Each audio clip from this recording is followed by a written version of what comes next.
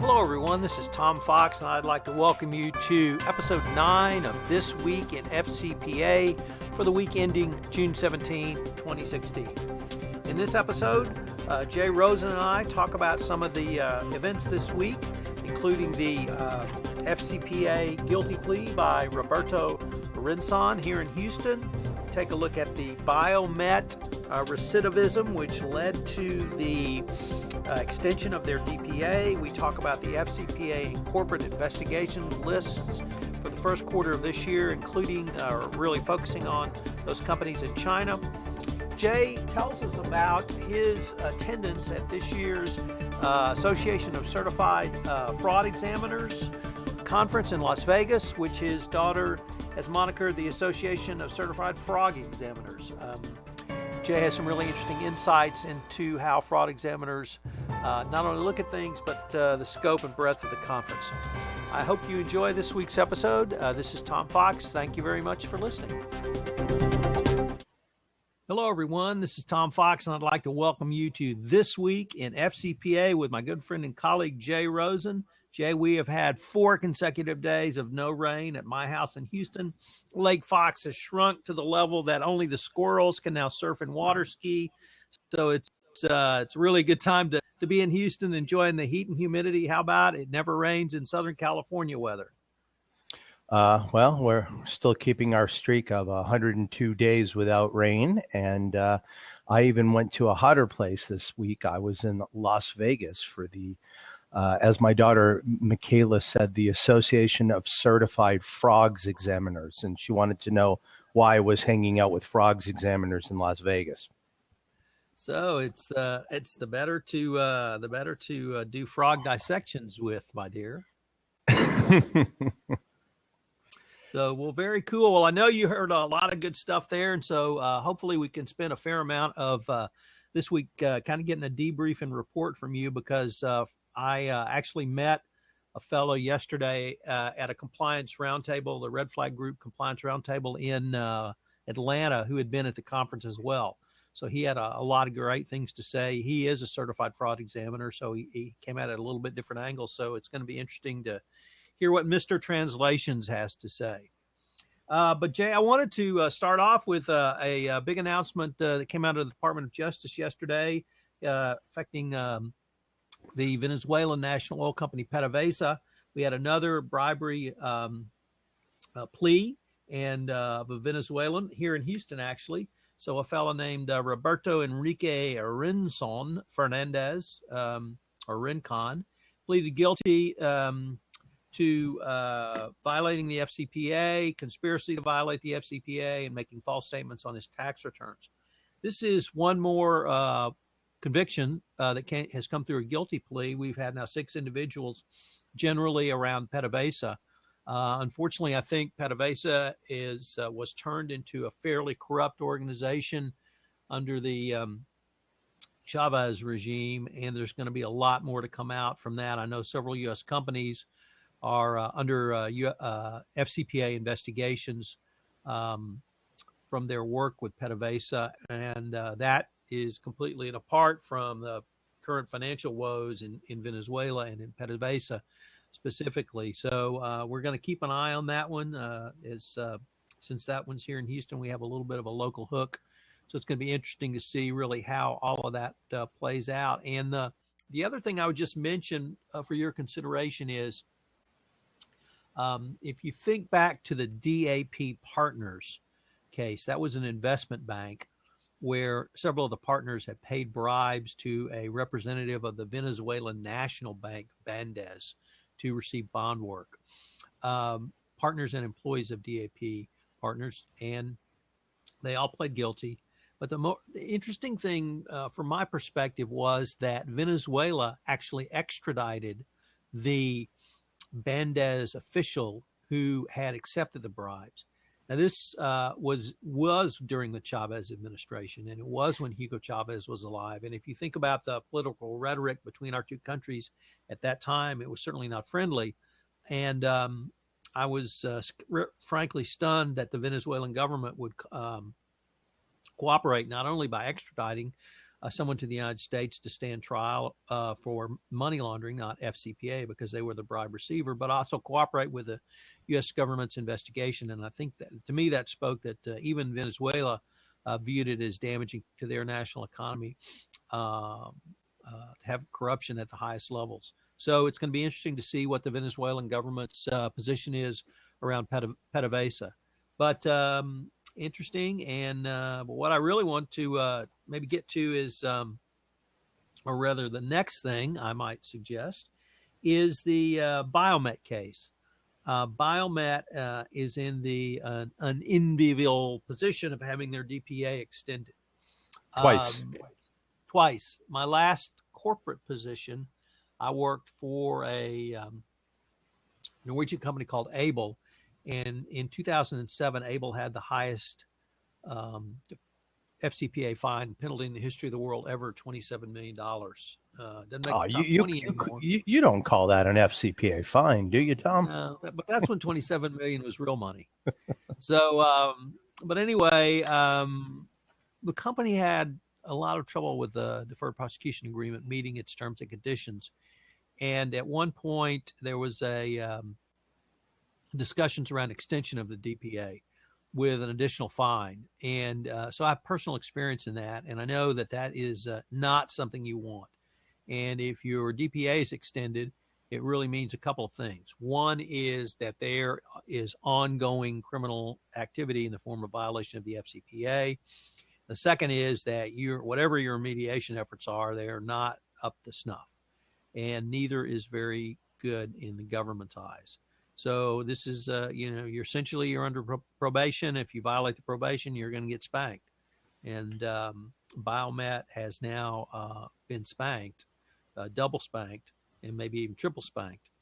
I remember when my daughter was about 5 or 6, a little boy had been put in timeout at school, and she asked me, "Daddy, were you ever put in timeout?" And I said, "Honey, they didn't have timeout when Daddy was in school." And she got this look of horror on her face, and she goes, "You got spanked?" And I just laughed. She goes, "On the bottom?" I said, "Oh, there too." So, double spanking is not good. Question for you, and I don't know if we have enough facts on this, but do we think this reflects poorly on Zimmer as well? Because in the intervening years, Biomat was acquired by Zimmer. So do we think that this is a classic case of a company acquiring an FCPA violation, or what's your thought on where the liability actually lies between either corporate structure? Well, remember, if you buy a company that has previously engaged in FCPA violations and then you acquire them and they continue to engage in FCPA violations, you are now violating the FCPA, not the old company, not the company you bought, you, because they are you.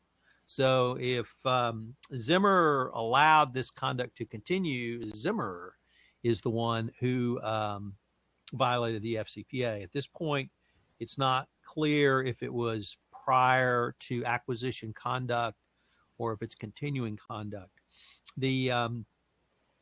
While some might say this is a cautionary tale, clearly Zimmer went into this with their eyes open, and I would point you to GE and Alstom. GE clearly went into the Alstom transaction with their eyes open and understanding of some modicum of understanding what Alstom had done. And they're working very hard to make sure it does not happen again, both in terms of remediation and converting Alstom over really to the GE way of doing things from the compliance perspective. In my world, GE bought Vetco Gray, and after Vetco had gone through similar pretty severe FCPA investigation and enforcement action. So it really, if you have a best practices and effective compliance program in place, you should be able to remediate. But at this point, it's really not clear what Zimmer's direct role is, if any, except to note that if there are ongoing FCPA violations, it's not Biomat, it's Zimmer. So that's the real danger, I think, at least from my perspective. Yeah, I just think it's kind of confusing the way the story's written because they're referring to Biomat, but really Biomat, I guess, ceases to exist now because it's a combined entity, Zimmer Biomet. So it'll be interesting to see that. And just going back to your double bottom slap, to have that extension happen for two successive 6-month periods, and to say that the action in question is in Brazil and Mexico, just really brings into focus the pressures that companies are still at in certain jurisdictions. And even if they've conducted business poorly before, you got to think that once warned, shame on you, twice shame on me. So I guess we can be done beating that dead horse, but it's not a good not good news for that company. Not good news. That's a very good way to put it. Not good news. So one thing I would like to jump off for a few minutes is I'll give you my recollections and take on the ACFE conference, and then it'd be interesting if you can share the feedback that you heard from your colleague in Atlanta yesterday. Well, what is the ACFE besides frog dissectors? It is the Association of Certified Fraud Examiners. So quite often you and I are engaging with people on the FCPA side of things, and we're dealing with lawyers, and we're dealing with people in ethics and compliance. And this is a group that is chiefly made up of forensic investigators. So it's not specifically focused on FCPA, but there are a lot of folks there who either have worked for the government, worked for Big Four, currently are at a Big Four accounting firm, or also do some type of fraud consulting. Several of our colleagues and good friends were there in the presentations that I wanted to touch upon. Ryan Hubbs, who's from Houston there and is now at E&Y, a longtime former Halliburton person.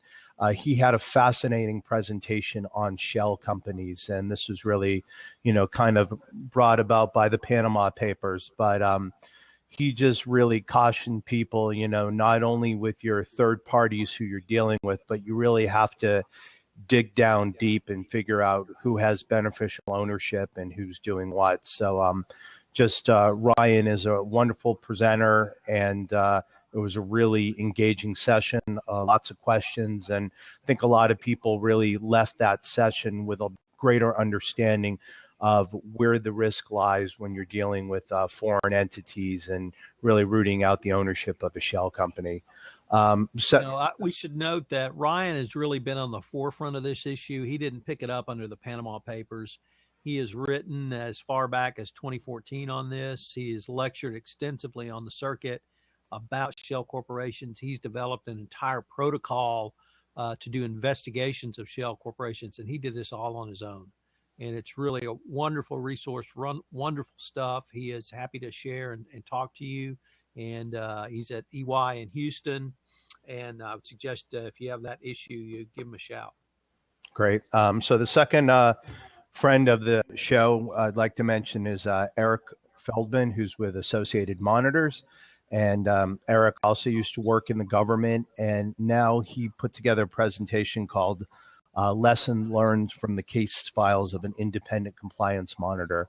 And, one of the interesting things about the position that a monitor is in is that although they're observing for the government and they're trying to enforce the provisions of a DPA or any type of monitoring solution, there's really a need for them to maintain independence. And, sometimes the company thinks they're an extension of the government, and they're not. So there really is a lot that can be added by the monitor if the company comes to a position of trust and a position of, transparency. So Eric had some very interesting insights, sharing about different types of monitorships. And, they're not just necessarily FCPA monitorships, but there are things like, you could be monitoring a healthcare professional who supposedly has, been accused of having inappropriate contact with his patients. So there are things that, are not the FCPA stuff that we think about on a daily basis. And Eric's presentation was really enlightening too. And then third friend of ours is, I guess, your sponsor from Hong Kong, Scott Lane from the Red Flag Group. And Scott really put together a very engaging presentation about 23 different integrity risks that he classifies that a corporation could have. And he really took a very unique position at looking at, how you can gain buy-in. And it's almost like, why do people rob banks? Because that's where the money is. So he said, you should go to one of these 23 areas within a firm and figure out, is there a way that you can quantify the risk of, what's the word I want for reputational risks or other risks within the corporation. And one of the places he really pointed to was the marketing department. And he says, they got a lot of money.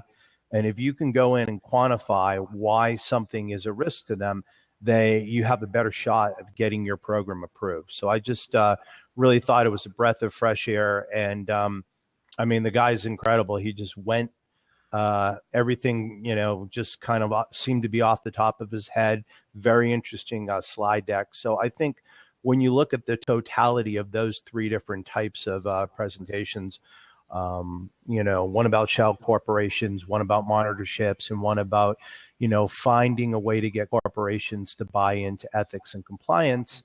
It really shows the breadth of ideas at ACFE. And there were some nuts and bolts things and, some real stuff about vigorous investigation in the fraud triangle. But I was pleasantly surprised with how well the information that I learned kind of dovetails with the other things we see in the FCPA community.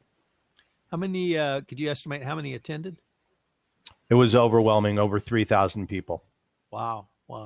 And what about, did they have, so you obviously were at the SCCE event at ARIA last year. How did the number of vendors compare? I would say it's a similar vendor size, but not really as many of those solution providers. There are lots of college programs there and places where, people could begin their career as a CFE. So there seems to be more of like a professional development track there.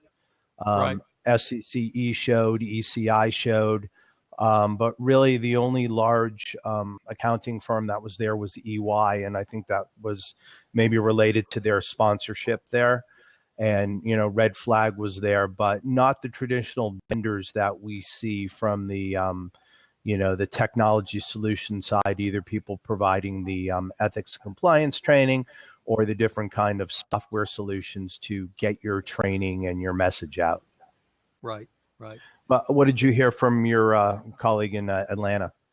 So this fellow was an internal audit, fraud examiner type, and he was really, and I saw him at the Red Flag Group roundtable that I led yesterday in Atlanta around third party management in light of Unaoil and the Panama Papers.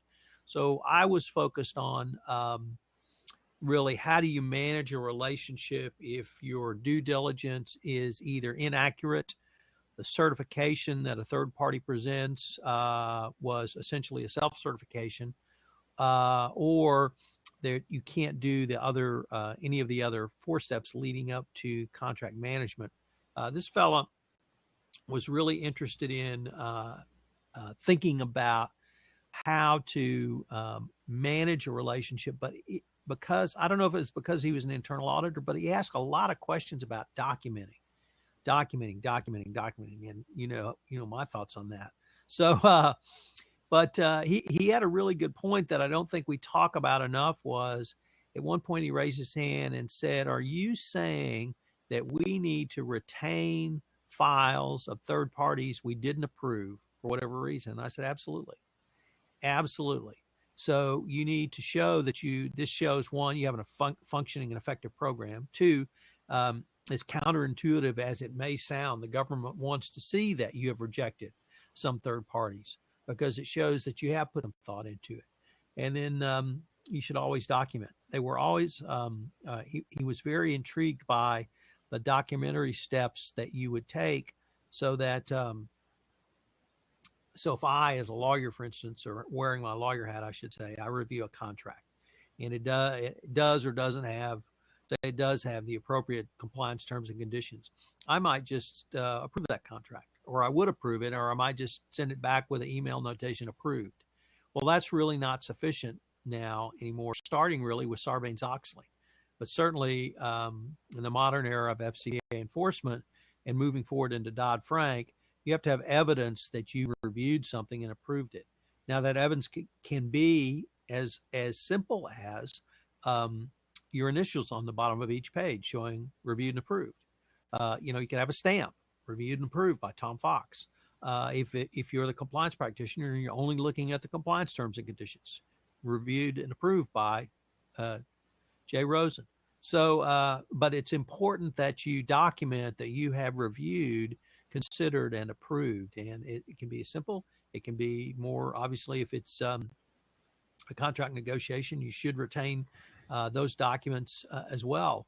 I would say the contract negotiation documents to show what you finally arrived at and how you got there. Because if a regulator ever comes knocking and you have anything other than a standard contract terms and condition, at least in compliance, I think they're going to want to know why, and they're not going to rely on simply you. The company can't rely on you. You maybe have left the company, but unfortunately, all too common here in the Houston area. But your memory, it may be a contract 3 to 5 years ago that was not outstanding or stuck in your mind. So if you have notes that will refresh your recollection, those are always important. So the document part, he was really interested in sort of those technical aspects. And my sense was that he had gone to the conference really to kind of get a refresher on the technical aspects. He looked to be around my age, but just kind of used it as a refresher. And I also think he runs the compliance program at his company, but it's really focused on the kind of internal audit aspects. And so, and he's not the only compliance professional. There are others, but they all are internal audit types under him. So he used it as a way to meet and confer with colleagues who are outside his discipline, yet within the compliance profession. So he found a lot of use from that. So I guess the question I had is the kind of interactions that you and I engage in at something like SCCE. Is there that type of collegial interactions where people can bring up issues and talk about questions? Are there places, coffee, wherever that people congregate and just talk? The certified frog examiner talk, if that's what they do. Yeah, I would say it's definitely very much a social organization in the way that SCC is set up. Numerous networking opportunities, numerous coffee breaks. And one of the things they do is, they do an update every day about what happened the day before in the conference. And they have a little feature like heard on the floor. So, it's just was very daunting for me. I'm a bit of a social guy, and to show up, at an event where there's 3,000 people, even Mr. Translation felt like, a very small part of it. So I would be very interested in going back. And I think my saving grace was that I knew some of the presenters. So right. That at least made me feel comfortable. And, again, I was interested to see how they look at this from their perspective, because there was a reporter there from the New York Times, and he was talking about his Princeling investigation. And it's basically the sons and daughters of the Politburo in China. Right. And one of the comments that was interesting was one of the attendees said, well, he approached this from a journalistic point of view, but he didn't really, he might have had a stronger case if he brought somebody in from a CFE perspective, to help him do the documents and all. And that clicked in the wheels of my brain about our good friend, the Contrarian, who recently took issues about, some of the things that were written by a reporter who would not have the same sophistication of a lawyer in deciding whether or not a company had violated the FCPA. So it still is always interesting that everyone tends to run things through their own filters. And although this reporter did get work and intuitively tracked this thing down, and at times, he was worried he was going to get arrested by Chinese authorities or even worse, it's interesting that that person's perspective was, well, it could have been better. And I don't think it's being critical, but I think it's that the investigator mentality is to really leave no stone unturned. And while investigative journalists do that, I think these people have a real professional pride. And just as we look at the ethics and compliance officers who are usually under-resourced and, just have the weight of the ethics and compliance world in their shoulders, I think auditors have a similar pride in their function, and they really are dedicated to what they do. Yeah, that's an interesting observation. Well, I hope to be able to get out there one year. I think it's held every year around the second or third week in June. Did they say where it's going to be next year? Next year it's Nashville, so we can meet at the Ryman and see a show. That's right. Yeah, I promised Chris Bauer I'd come see him play if I ever got back to Nashville. I have one of my ex-wives is from Nashville. Okay. So at any rate, so we got the FCPA blog has released their quarterly list of companies under investigation, and I was interested in the China list this year, Jay. Mm-hmm. So we've got multiple companies, I think 24 in under investigation in China.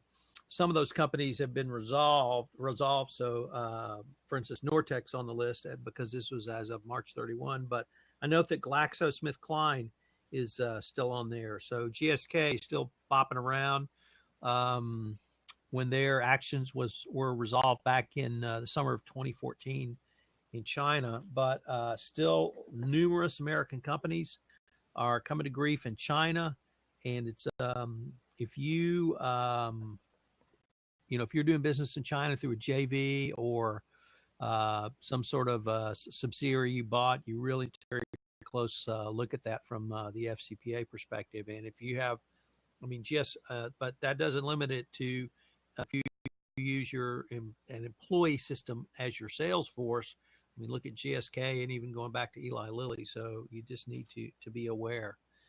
So, Jay, we've got a few minutes left, and as you are the Uber LinkedIn specialist, we have to talk about the Microsoft purchase of LinkedIn.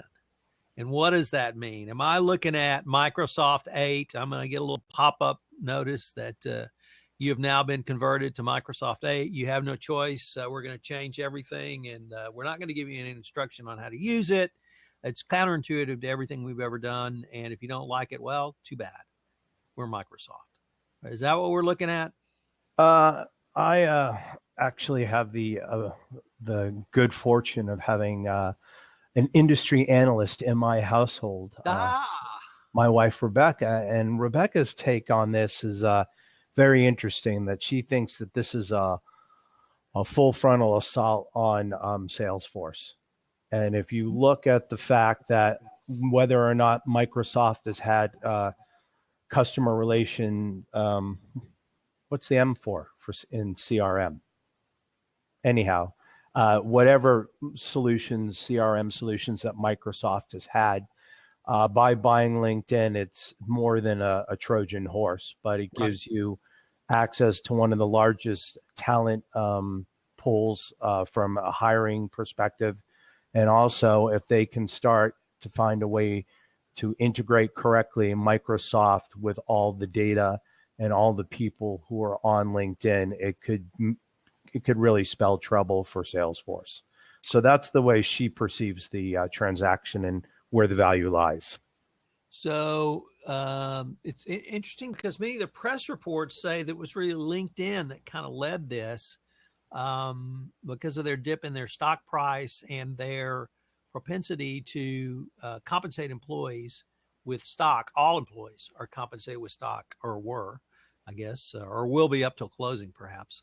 And so their stock price has taken a bit of a dip, but a lot of issues, not really antitrust issues, but I think you hit it on the head because Microsoft has bought a lot of information. And if it's on LinkedIn, you have to say that it's public because we've allowed LinkedIn to use our information, or at least we've consented to it being available through LinkedIn. So I'm not sure there's a privacy issue, but I am wondering about how Microsoft might choose to use some of that information. Yeah, I think it'll be very interesting as it unfolds. But the original quip was, oh, great, now it's going to stop working, right? Because right. Yeah, but I think you've also really touched upon a critical thing with data privacy, and in our FCPA world, that really seems to be sometimes a hindrance in conducting a full and timely investigation, because you've got issues with getting data out of certain jurisdictions. Mm-hmm. And now the question is how is that going to affect the joint platform's ability to serve those different jurisdictions, and how that impacts them, legally from that perspective. That point I wondered, though, I wondered if it's an initial assault at Facebook. I hadn't really thought about the Salesforce angle, because I was really focused on, is this Microsoft's way to try to move to something that is at least successful socially in a way that Microsoft has not been able to? Well, I mean, it certainly really does speak to that internal failure to, get anything out there in the marketplace with traction. So, what else just happened? Did they finalize the bids on Yahoo? No. Or is that still open? Still open. So I'm still amazed that asset might go for several $1 billion. I mean, that thing has been broke for such a long time. So, right. Things are still changing out there, but it's been an interesting week. You traveling anywhere in the coming week? Next week, I have 3 more Red Flag Group roundtables. On Wednesday, the 22nd, I'm in Minneapolis. On Thursday, the 23rd, I'm in Dallas. And Friday, the 24th, I'm end up back here in Houston. Also, I am putting on through the auspices of SCCE, I'm having a webinar next Tuesday that is on HR and compliance. So if you're an SCCE member, I hope you'll tune into that webinar. And then Roy Snell and I are going to record some more unfair and unbalanced podcasts. So hopefully we'll be able to get those out to you. And also, I'd like to announce I founded yet another podcast. Do you sleep? Do you sleep? Do I sleep? Poorly. But I went in a different direction on this one. I wanted to do something on leadership. So I founded a podcast on business leadership. I don't think I saw a kind of a void or an opening or a need for focusing on business leadership. So the podcast is called 12 O'Clock High, a podcast on business leadership with Tom Fox. I have a good friend and colleague named Richard Lummis who hosts me. Richard is you might call him a serial entrepreneur. And he started off as a lawyer and pretty quickly became a recovering lawyer and moved into the business world. So I thought it'd be interesting to kind of have his perspective. So he and I have put together a series. We've got our first 3 episodes up. We're going to release 1 a week going forward. So it's 12 O'Clock High, a podcast on business leadership with Tom Fox. The website is 12o'clockhighpodcast.com. I wrote about it today in my blog, and so you can link from there. So I hope you'll check it out. I really want to try to help recovering lawyers like myself, real lawyers doing legal work, and compliance professionals move forward as leaders. And this is broadly a business leadership podcast. And just to add, it's also available via iTunes, correct? Yes. It was approved by iTunes yesterday, so we're on iTunes. So, when you're doing your frog examining at the gym, you can listen to each episode of 12 O'Clock High, a podcast on business leadership by Tom Fox. So I unfortunately don't have any travel next week, but I'm very excited that the twins are going to sleepaway camp. So we actually will have our own vacation here for the next couple of weeks. So sometimes it's nice to be able to take a vacation just in your home. Well, you and Mrs. Translations have a wonderful vacation. All right, Tom, have a great week. And right. we'll talk to everyone next week about this week in the FCPA.